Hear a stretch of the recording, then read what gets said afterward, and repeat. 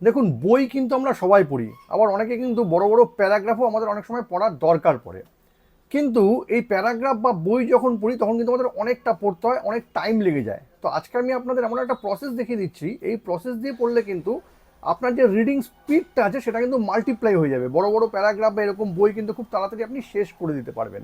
তাহলে এই প্রসেসটা কি? প্রসেসটা কিন্তু আমি শিখেছি একটা জায়গা থেকে, এটা আমি ট্রাইও করেছি, এটা কিন্তু খুব দারুণ কাজ করে। আপনারাও শিখে রাখুন আর আপনারাও ট্রাই করে দেখবেন এই প্রসেসটা আপনাদের ক্ষেত্রে কতটা কাজ করছে। সেটা হলো, এই যে বইটা আছে সেটা ইংরেজি প্যারাগ্রাফও হতে পারে। যখনই আপনারা এই বইটা পড়বেন না, তখন কিন্তু এরকম একটা ইমাজিনারি লাইন তৈরি করে নেবেন। একটা জিনিস কি, প্রথম দুটো ওয়ার্ড, কোনো প্যারাগ্রাফের প্রথম দুটো ওয়ার্ড আর শেষ দুটো ওয়ার্ড আপনি যদি নাও পড়েন, শুধু যদি এগুলোই পড়েন, তাও কিন্তু আমাদের ব্রেন যেটা আছে, আমাদের ব্রেন কিন্তু পুরো প্যারাগ্রাফটার একটা মিনিংফুল, মানে এটার কি মিনিং আছে সেটা কিন্তু আমাদের ব্রেন তৈরি করে নেয়, আপনি যদি কোনো প্যারাগ্রাফের প্রথম দুটো ওয়ার্ড আর শেষ দুটো ওয়ার্ড যদি নাও পড়েন। আর এতে কিন্তু আপনার যে রিডিং স্পিডটা আছে সেটা কিন্তু মাল্টিপ্লাই হয়ে যাবে, আর আপনার গোটা প্যারাগ্রাফের জিস্ট কিন্তু আপনার পড়াও হয়ে যাবে।